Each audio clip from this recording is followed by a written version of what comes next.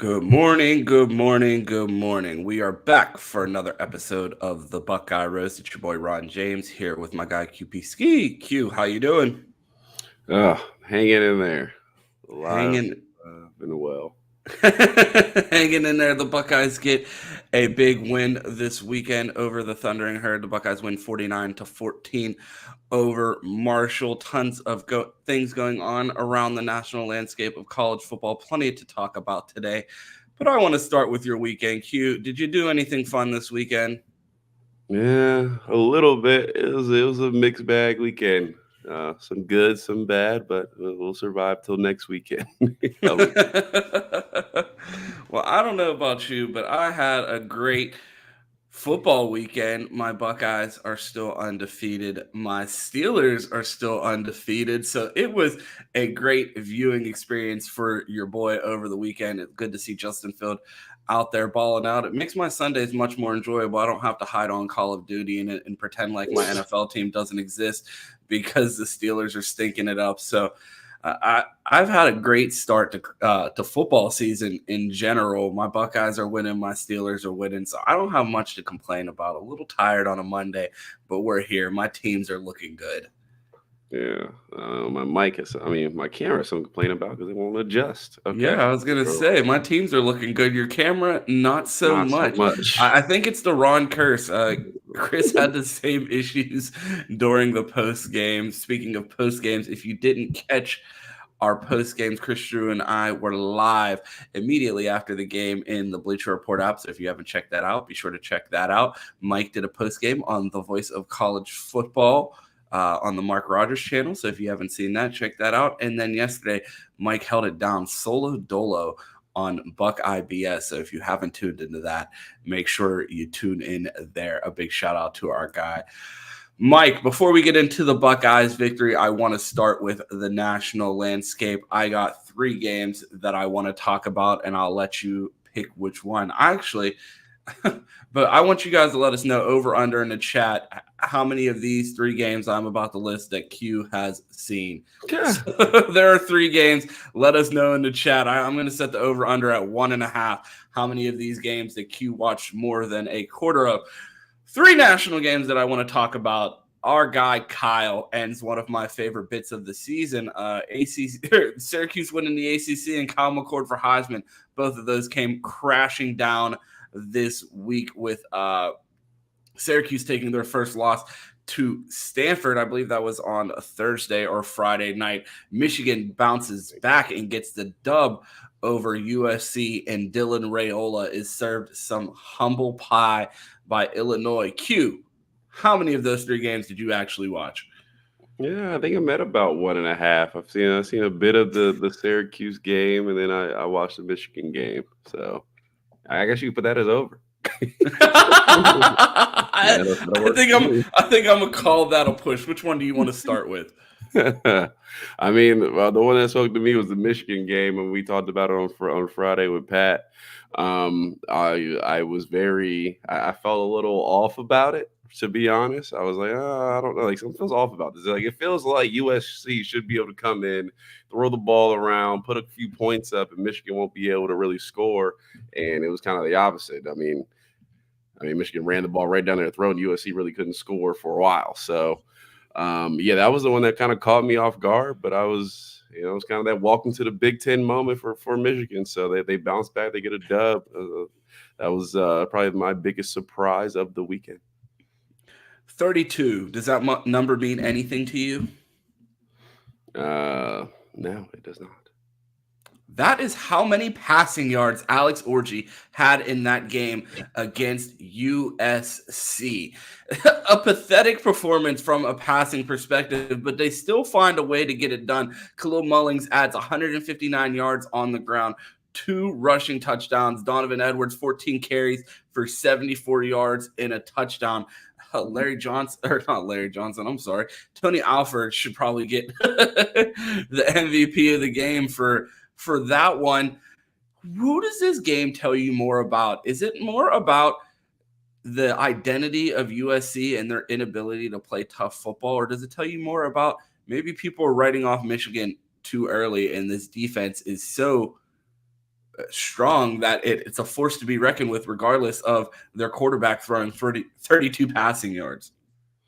I would say you probably learned more about USC than you learned about Michigan. You knew they were going to play really good defense, which they did, and you knew like they were going to try to run the ball and do what they did last season. I mean, 32. That was made me think of the minister where they talked about the orgy understat, where I think his passing yards were set at like 125 or something like that, over under. So that was 170, bro. I mean, that's absolute man. I'm so mad they banned Blair props here. That's an actual steal. As soon as I heard it, I was like, free money, bro. that one. So, I mean, that's kind of Michigan's going to be identity going forward. You're going to have to stop the run, and they have a really good defense. You're going to put points on them. And USC really struggled until well late in the game to put any kind of points on that defense. So, yeah, it tells you a little more about them and their ability to play, tough football and stop the run. We thought that LSU win. We were like, oh, okay, like they can play some Big Ten ball. Well, not yet, because I don't think Michigan's by far the best team in the Big Ten. So they might struggle a little bit, but there was their welcome to Big Ten moment. So we'll see how they bounce back.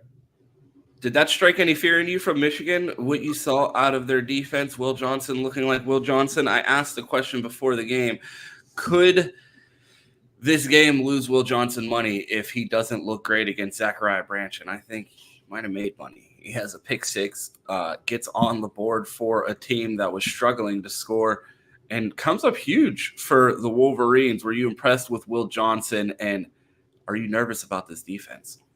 I personally, with my ball club, am not nervous about this defense, but Will Johnson is who he's been for a while, and the best corners in college football. I mean, yeah, there's a reason people don't really throw at him, because it's very difficult to do. So, yeah, I mean, he played well as per usual, as he should, and he's one of the best players and should be a top 10 pick in next year's draft. So I would throw away from him unless I have a completely dominant receiver that I know will get open against him, like Marv did.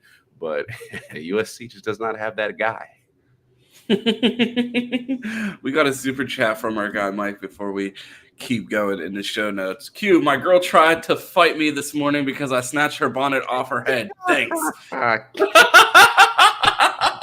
I think when he started the Bonnet Boys, he expected everyone to go out and buy their own bonnet, check out the BDMG merch store, and get you a Box Score Boys bonnet.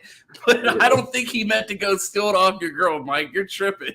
Yeah, over under, is that true? Going under. I don't think that happened. But that is hilarious.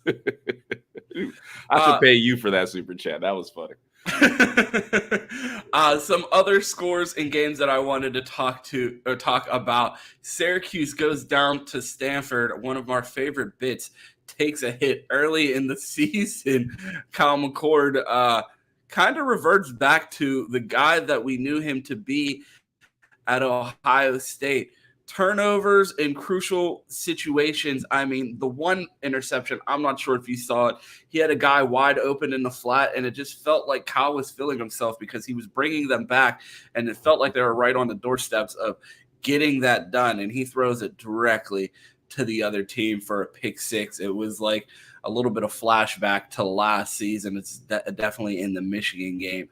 Do you think that is Kyle coming back down to earth, or do you just think that is part of the game and him having mistakes along the way? It feels like he looked more like the quarterback that we saw at Ohio State than the one that we saw in the first 3 weeks at Syracuse. Yeah, I mean, personally, I don't expect Kyle to be a Heisman level quarterback. I do expect him to be up and down. And clearly, this game was a bit down. I mean, I thought Stanford really brought some juice going in there because this Syracuse team was riding high. And I was like, oh, damn, can Stanford really play some football? They're one of the best teams in the ACC because they look like it in that game. So I think Kyle will bounce back, but I think you're going to get some up and down. He's going to take some risks. You talked about it. The gunslinger Kyle was not at Ohio State, and that's who we knew him to be before he got here. So he's going to let it loose a little bit more in Syracuse, and he's going to need to for them to win games because there are a couple decent teams. I won't say good. I'll say a couple decent teams in the ACC. So I expect them to bounce back. 2 touchdowns, 2 interceptions, a QBR of 49.3, 27 of 42 passing for 339 yards. He's gonna have the stats.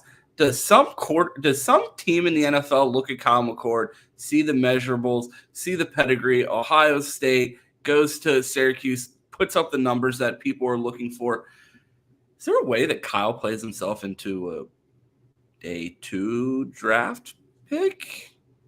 Anthony Richardson was like the number 4 overall pick. Yeah, most certainly he'll get drafted. All right. I mean, they're a little bit different prospects. I know Kyle was out there running around and jumping. I forgot to add that in his stat line. He did have a rushing touchdown.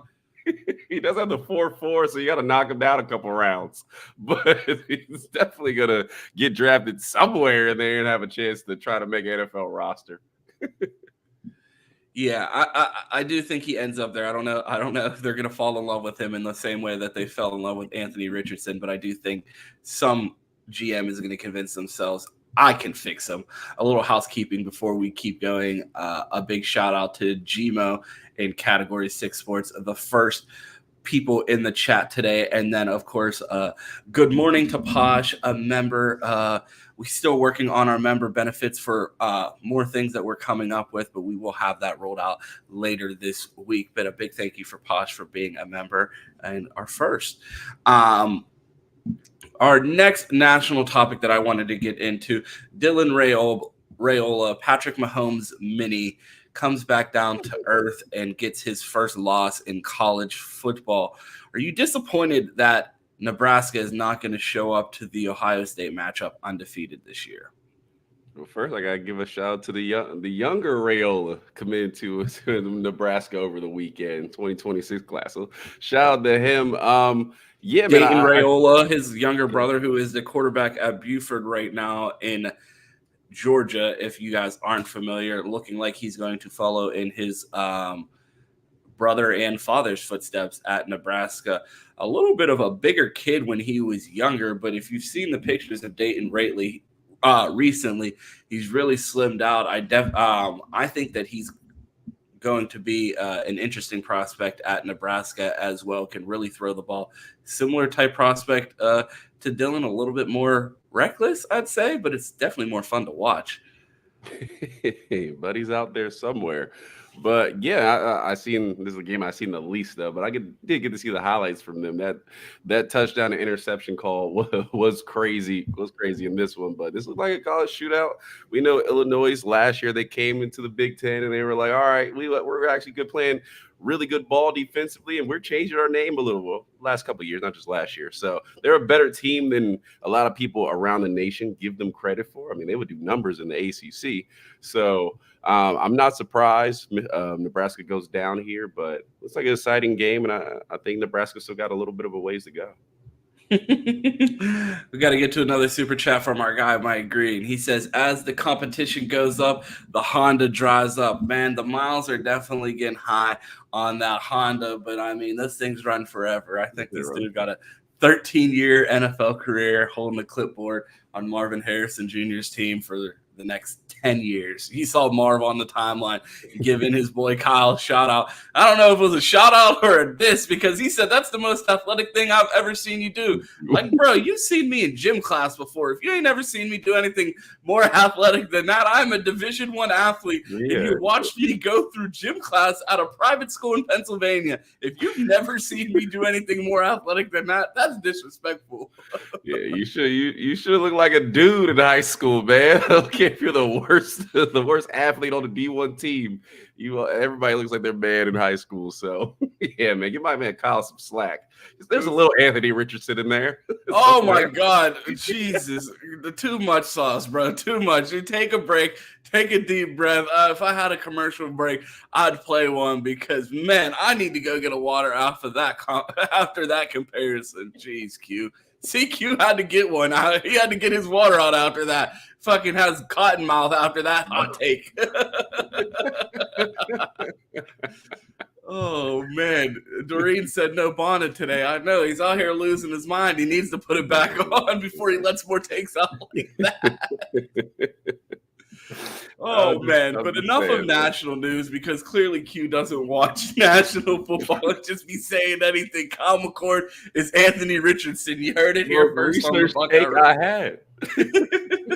Man thread around in high school. It's like, yo, it's Anthony Richardson 2.0. Oh man. Oh man.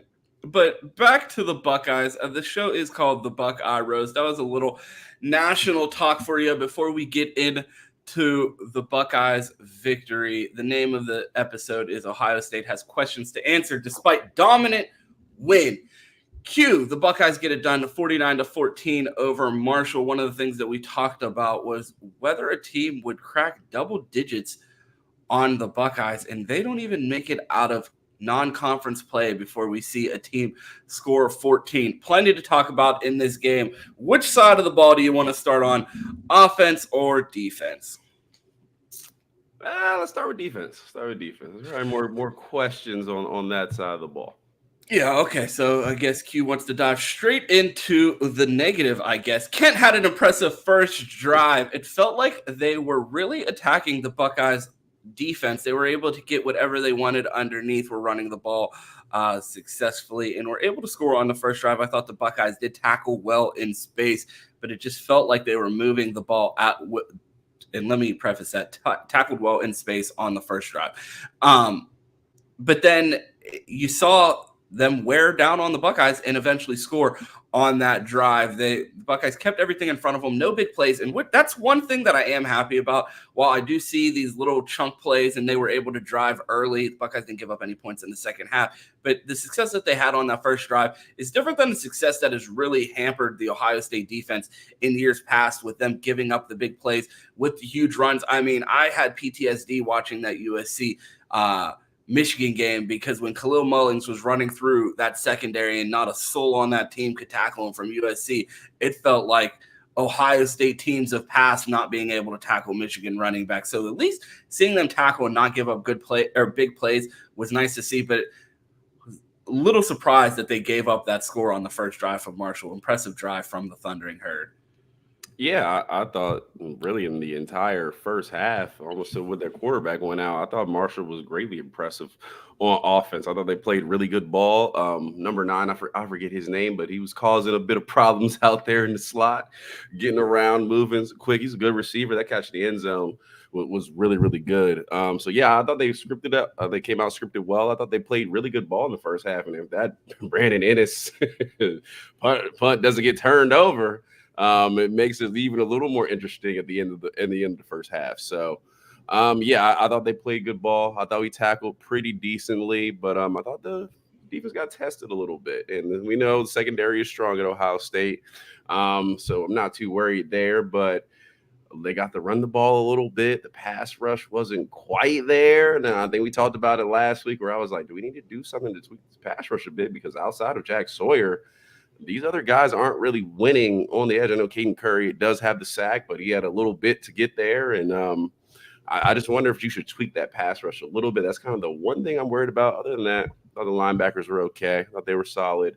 And defensive line, I know we were missing Tyleik Williams, so I know they adjusted with a man down, but it could be a little bit better. But I mean, you're a week off, so got to come back, knock the rust off, and play ball. So hopefully next week they'll pick it back up.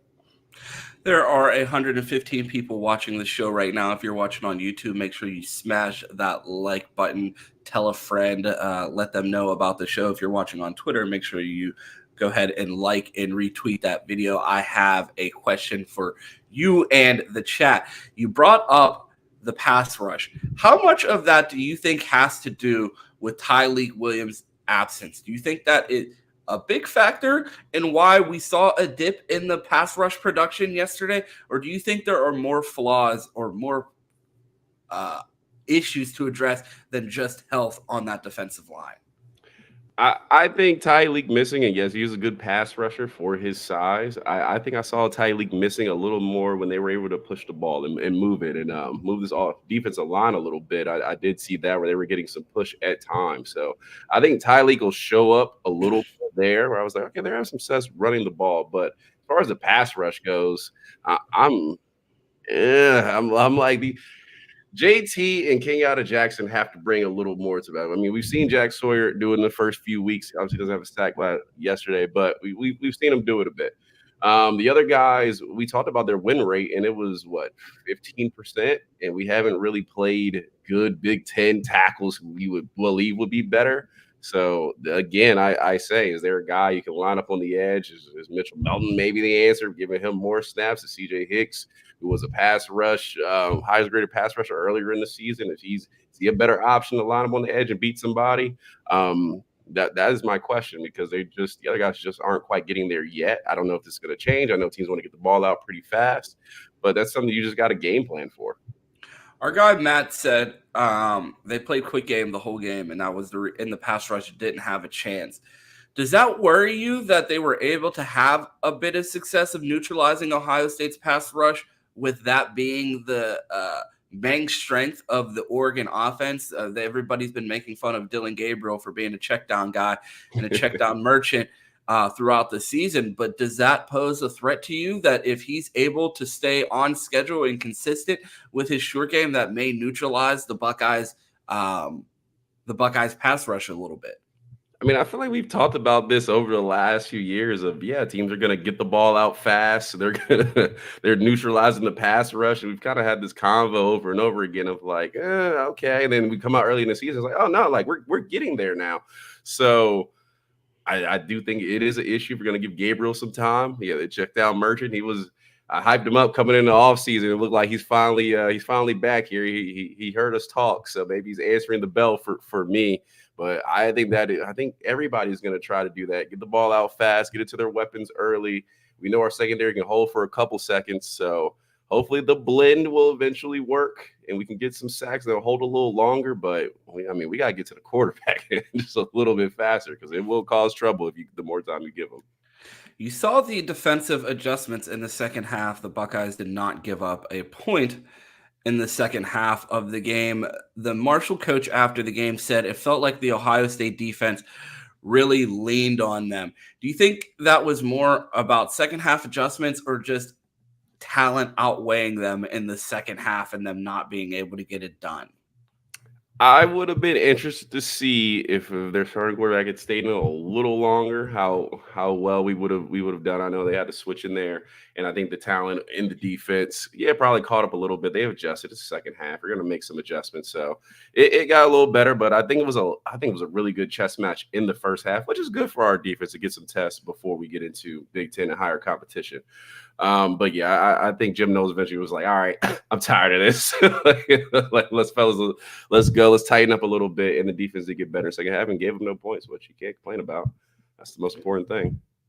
One of our most watched episodes on this channel was called The Linebacker Dilemma, where we talked about should CJ Hicks be playing last year ahead of Bro, I've completely erased that guy's name out of my head because I never wanted to think about it again. Still Chambers or Tommy Eichenberg. We talked about a dilemma at the linebacker position. Are the best linebackers playing? And if you look at PFF scores from yesterday's game, you have to ask the same question. Do we have a linebacker dilemma? Sonny Styles graded out as the second worst defender on the field yesterday for the Buckeyes, despite playing 54 snaps, while Orville Reese was in the 20s in snaps and was in the top 5 in Buckeye defenders. Are you concerned about the Sonny Styles experiment at linebacker? Cam talked about it during the offseason, about his concerns about bringing that physicality needed in the linebacker mentality to play linebacker, moving down from safety to linebacker, and concerned that he would continue to play linebacker like a safety. It feels like we're seeing more of that. The PFF grades have not been reflective of the talent that we thought we had at linebacker with Sonny Styles. Are you disappointed with this experiment of Sonny Styles at linebacker so far? No, I wouldn't say that. And I talked about the PFF grade a couple of weeks ago of like, one, who's doing this grading? How are they chopping it up? They'll say people play terrible. And I don't know, I'm not a PFF grader, but if I look at the eye test, I'm like, well, they weren't that bad. I mean, they had some plays that they probably want back, but they weren't terrible. And people grade out really well. And I'll be like, I didn't see them explode all off the TV, just in my opinion. So I think Sonny Styles has been very solid. I think he's been the best two through this season so far. I mean, Arvell Reese, again, I've talked about Wait. ad nauseum. No. I'm talking to the chat, and did I catch that correctly? You said you think that Sonny Styles is still one of two of the best linebackers on the team, Yes. ahead of. What do you mean? I put him and Arvell Reese at the top. And you think Cody's behind Sonny? They play a different position, but I think so. I mean, Not going really. in, playing in space. Cody Simon has played will linebacker for 3 years. He just started playing Mike this year. No, he's played Mike before. Tommy replaced Cody when he got hurt. Cody was a Mike. And Cody played Will when he came in the game last year. He was a Mike before that. Okay. Yeah. So you still think that Sonny Styles is still one of the two best linebackers on this team? Yeah, we're rocking, dude. The first 4 weeks, I think him and Arvell Reese have probably looked the most impressive. I think Simon's right up there, but if you had a gun in my head and say pick two to roll through the season, that's probably the two I would go with. I think Cody Simon is really good at getting through the mud on the offensive line. I think when he gets in space, it leaves a little bit to question for me. But I mean, that's kind of the question we maybe had through the years. I think Arvell Reese plays better in space. That's why I would say Arvell's probably been the best I've seen out the bunch. But then we go to Will. I think it's Styles. That's just my opinion. And no pushback on the PFF grades. Do you feel like you're missing something that the people that are grading this are seeing, or do you think that it's just part of growing pains as a new linebacker playing the position for the first time? I mean, there's going to be some growing pains in there. I don't think it's I never think it's as low as they quite say it is when they say guys are out terrible. And I don't think it's quite as high as it is when guys say they play great. I think it's just probably somewhere in the middle. Our guy Mike says the problem is who else we put in. I would not be opposed to seeing Cody and Arvell as a pairing just to see how it looks. And this team is so talented that if you put ego aside, that we have 2 5-stars that might not fit our base defense necessarily, but you're at Ohio State. You have the luxury to not have to put those guys on the field just because, I don't know. I feel like they can get significantly more creative with those two guys as far as Sonny Styles and CJ Hicks. CJ Hicks has not played well at linebacker this year, but has graded out well anytime he's rushing the passer. Everybody knows the value that Sonny Styles adds is in coverage as a coverage linebacker. Do we reduce Sonny's minutes a little bit and let Cody and Arvell get a more reps together in the base pairings, and then use those guys more situationally and try to maximize their talents in the roles that they do best in? Or are we going to just let Sonny continue to work through growing pains and eventually turn into that linebacker that we believe him to be? We talked about it with Tommy Eichenberg at linebacker. He played 60 snaps in 2 straight games without a single tackle and ended up being an all Big Ten linebacker. Like you said, I don't think it's the end of the world that Sonny is I don't think that Sonny is the second worst defender on our defense. I think he has significantly more potential than that and will continue to grow and evolve. But I think we're watching some of the growing pains that we've watched a lot of linebackers at Ohio State go through at the position. Yeah, I mean, I do expect to have bad games here or there. I don't expect guys, unless we got an All-American just walking around that we all know, to play lights out every game down the stretch. I expect it to be growing pains with guys in a new position. I like how they've been kind of rolling guys and just moving around, letting them play, let them work through mistakes. I think that has been a very important part that we usually don't see early in the season. So I would let them roll through growing pains, especially those 3 right there. We know those are the 3 best. I'm with you. I would love to get more creative, maybe have Hicks rush the passer or do something else and not just let talent just wither away on the bench, which usually they're like, well, this guy's not the prototype. He's sitting on the bench and watching the game. And then Baron Bradley goes to the NFL and is better than the starters in the league. So I wouldn't go with that path. I do expect the bad game here or there.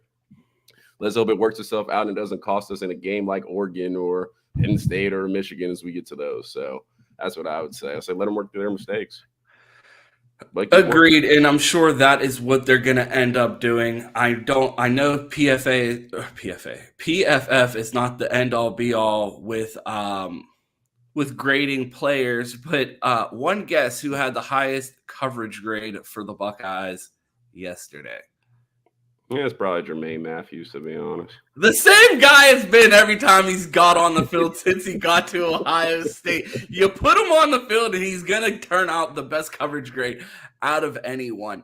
Is that a guy that you think that we will begin to see more, especially with the struggles that we saw in coverage early on in the game? Yeah, we've talked about this. I don't know. Jim knows. Check out the podcast. How many times have we said Jermaine Matthews should be playing starter snaps along with the other three outside corners? I don't want to wait till the second half to see Jermaine Matthews in the game. He's just too good for that. We can, like Kerry Combs did, rotate the three and just have him continue to move in and out. That's the way it should be. Because if he's good, what was it? If they're good enough to play, they deserve to play. Well, this guy is good enough to play. Why is he not playing more? So I just don't understand why he's, especially when guys have to come out the game. I don't care what position it is. If it's at corner, he should be the first one walking in. Lorenzo Styles, fine. If they backpedal, I think Jermaine can do their job. I'm glad he's coming along. He's not better than Jermaine Matthews. I hate to say it, but he needs to play more snaps. He needs to play starter rotation along with the others because I believe it's not just given to him. He's earned it at this point. And every time he touches the field, we got that question. Why does that guy not play more? And in 2024 to 2025 Ohio State Buckeyes, that's a question we haven't had to ask a lot except for really one guy. So he needs to play more. He needs to play starter snaps. That's just my opinion. Yeah, our guy Gojo said that he knows his run is coming, but he's a team guy. And you got to love that he's locked in for the team. And regardless of whether he feels like he should be playing more snaps or not, he gets out there and makes the most of his snaps when he's on the field. So I had to give a shout out to Jermaine Matthews. Again, the highest coverage grade of any corner. So shout out to him. Let's switch to the offensive side of the ball.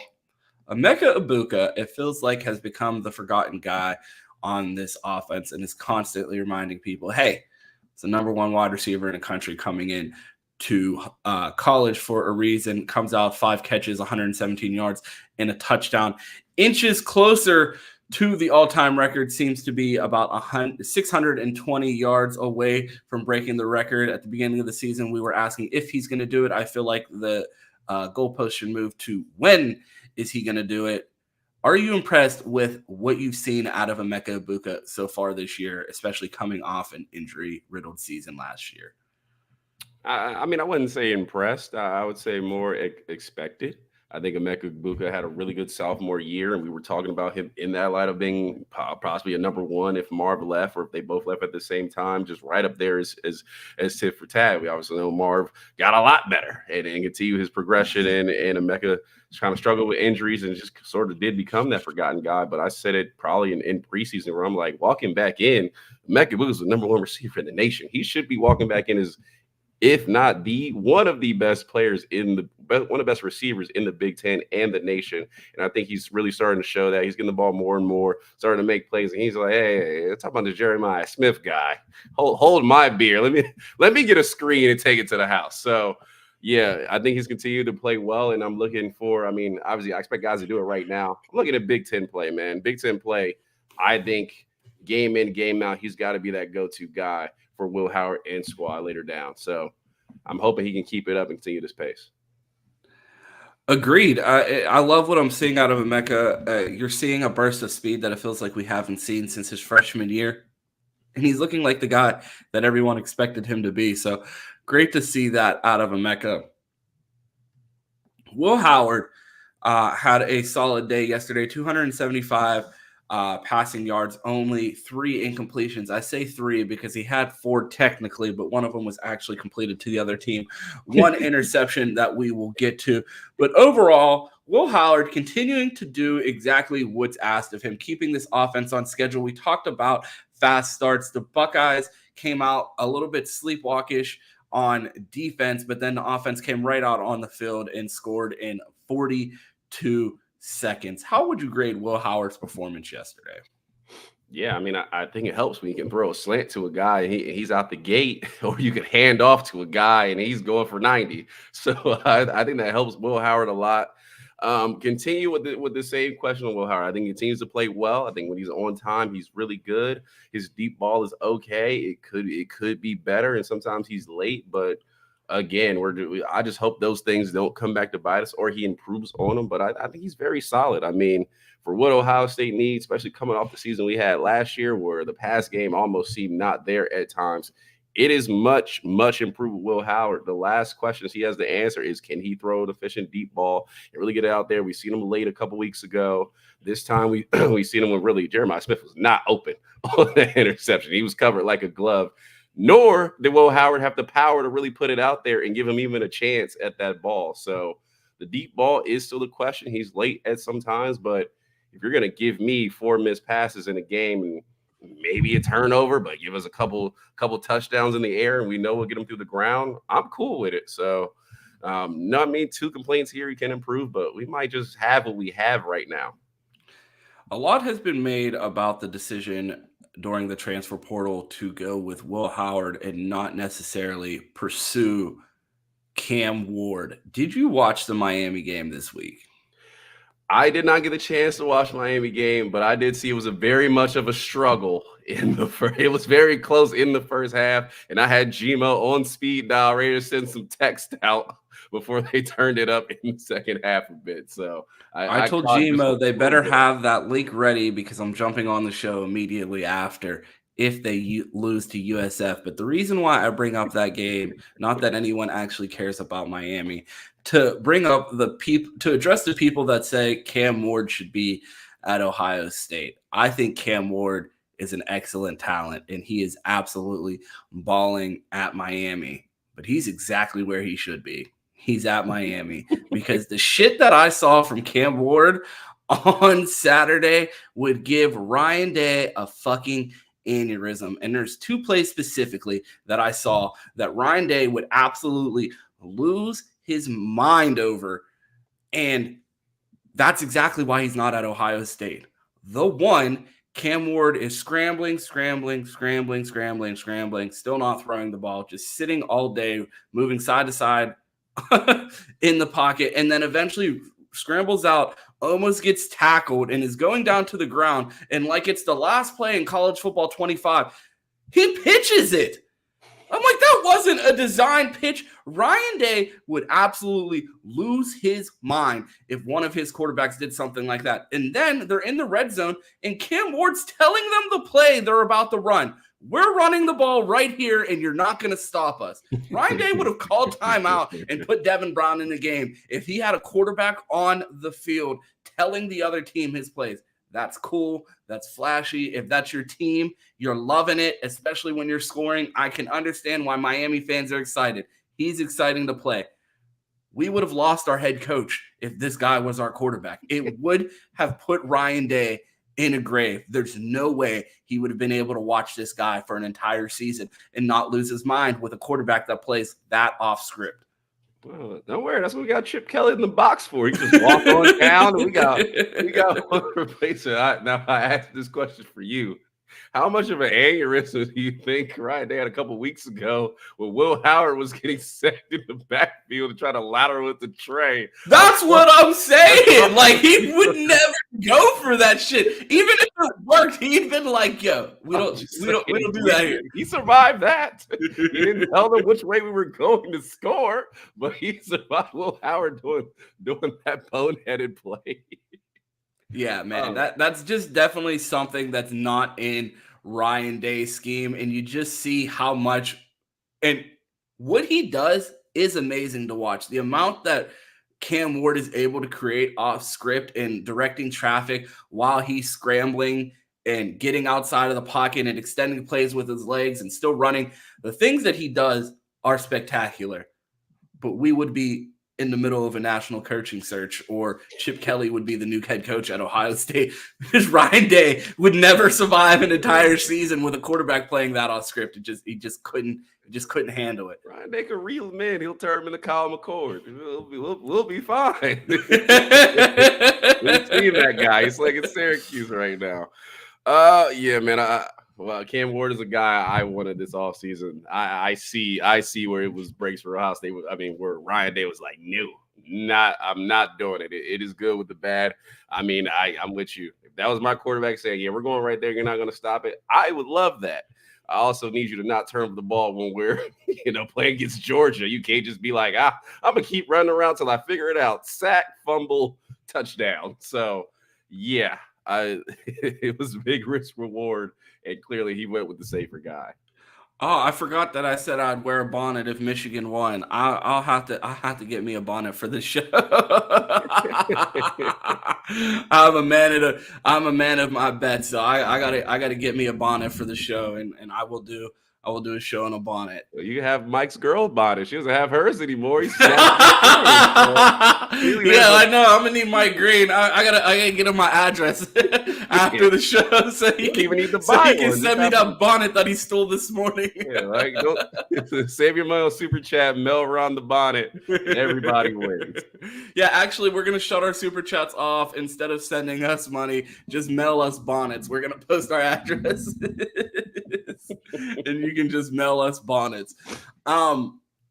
I want to talk a little bit about the offensive line. I feel like overall they had a solid day. The lowest graded offensive lineman, Josh Fryer, had a little bit of a tough matchup.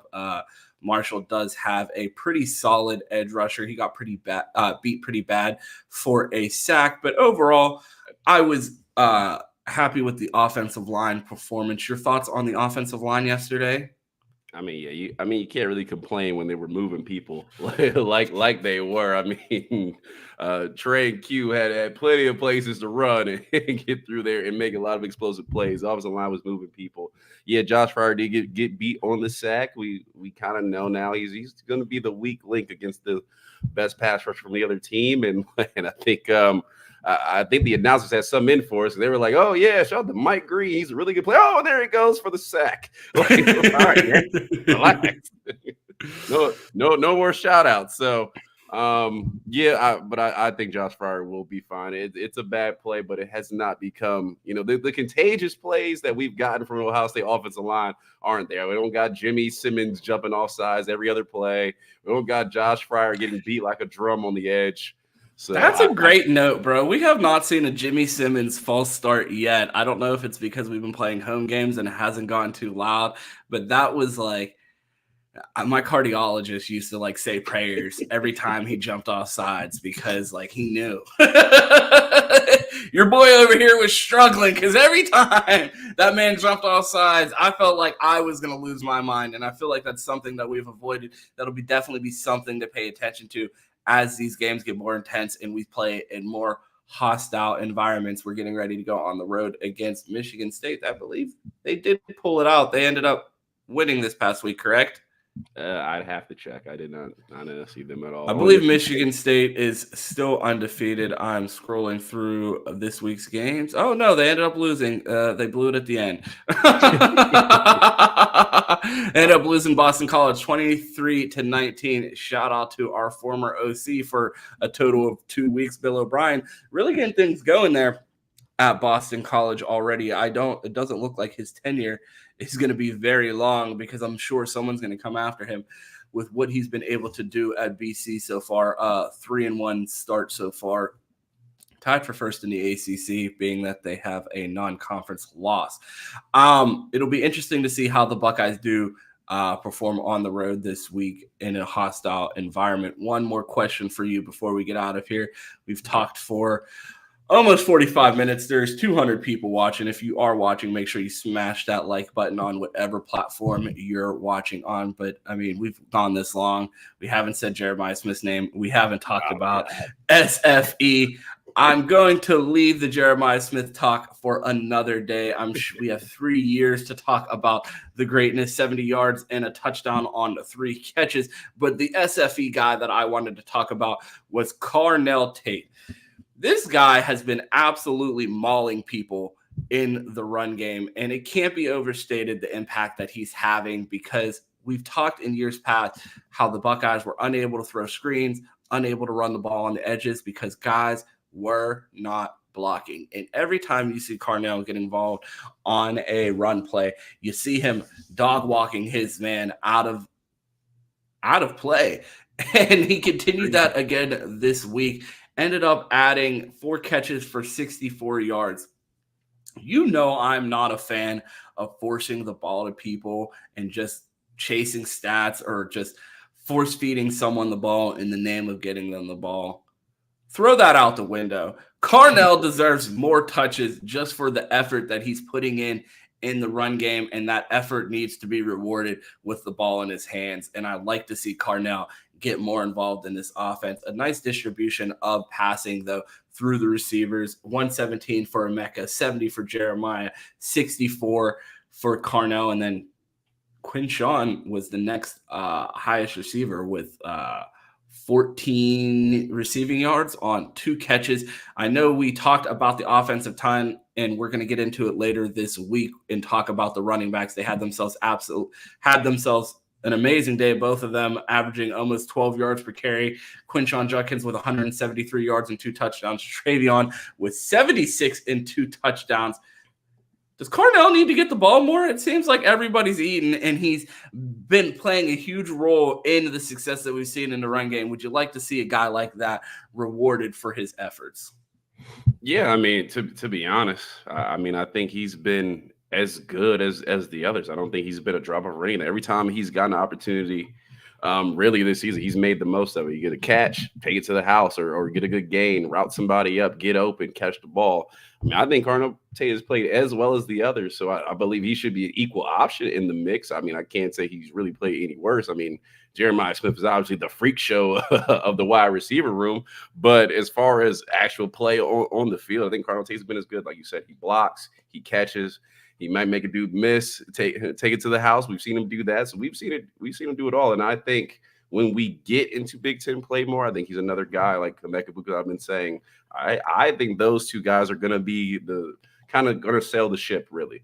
Jeremiah Smith will have his big plays. He will make impacts in spurts.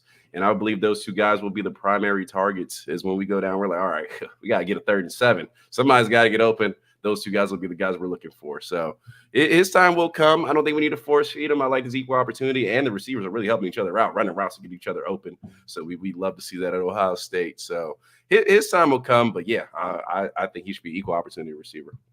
It is so early in the morning that I am reading the chat, and people are talking about Q is a bodybuilder battering Ram. And I'm like, Q don't lift that much. Yeah, I do. Don't let this upper angle fool you. If I lower this camera out, and then I'm sitting here, I'm like, they're talking about Quinshawn Judkins. Get your tired ass off the street before you say something stupid. But man, we still got plenty more to talk about with this team and this game. I want to get into special teams and running backs tomorrow. Plenty more to talk about. The Buckeyes still do get it done in dominant fashion, but they did put some things on tape that they're going to need to address, and I think that's good for any team that is developing and getting better. So definitely plenty of things to monitor going forward and to keep an eye out for. And we'll be back tomorrow to talk more about it. Plenty more to get into on this game. It feels like the season has officially started. Like the first 2 games felt like preseason games, a little bye week. Now we're here with our first non-con, and now we go on the road to start conference play. It feels like the Buckeye season's officially starting. They're 4-0. The Steelers are at the top of the AFC North. Before we get out of here, you want to talk about your Ravens a little bit, or no? You wait on the Cowboys. It started out pretty, and exactly end pretty, but hey, a win's a win. I will take it. Get the first dub of the season. Only 13 more to go. So it's in my nature to root against the Cowboys every time I see them on TV, and I had to keep reminding myself every time I kept coming across that game, like, hey, you need Dak to score here. It's always fun watching the Cowboys suffer unless they're suffering against your number one op. So I wish the Cowboys were able to pull it out. but the Ravens get their first win. Hopefully, the Bengals stay winless tonight. You'll see. It's been tough sledding in the conference so far. So Yeah, I don't have much faith in the Commanders in getting it done. I think the misery for Bengals fans ends tonight and they get their first win. Oh yeah, and Posh said in the chat, shout out to Andy Joe singing the national anthem at the Browns game on Sunday. If you guys missed that. But a big shout out to the 200 people that decided to join us this morning and watch the Buckeye Roast. We appreciate you. Shout out to Doreen for being a member. Shout out to our guy, Mike Green, for all the super chats today. Q, let the people know where they can find you. Yeah, man. Well, when I'm not here, I'm power clinging 415 at the gym. So y'all know what's up. It's good, quick snatches in there for a month of work. But I've seen Wick quitting on Twitter, Flying at Johnson on Instagram and TikTok, and Minor League Films. I actually got to see Blink twice, finally. Crazy ass movie. So my review is going up for that. It should be on TikTok now. So you saw a movie called Blink twice, or you saw a movie called Blink 2 times? Blink twice. Okay. Crazy. That's a crazy I was like, oh, that must have been a really good movie. He went and watched it twice this weekend. Yeah, that was a crazy ass movie. But yeah, so where's the cover? You can catch me over there. That's where you can find me, Ron. Did you talk about that movie, or are you just telling everyone? No, I put up my review on TikTok. I'm about to put it up on YouTube, so it'll be up later. Minor League Films. All right, so yeah, if you're interested in seeing that movie Blink 2 times, make sure you check out Minor League Films. If you want to find me, you can find me on Twitter at 2Ts. It's 2_TEES. Find me weekdays here for the Buckeye Roast, Wednesdays at 5 p.m. on the Bleacher Report platform in the Ohio State team stream. Saturday mornings, pregame with Chris Drew on the Menace Sports platform, and post games in the Bleacher Report app with Chris Drew. We appreciate everybody tuning in, and you know how this ends. Q, go Bucks, and OH. Ayo. Yeah.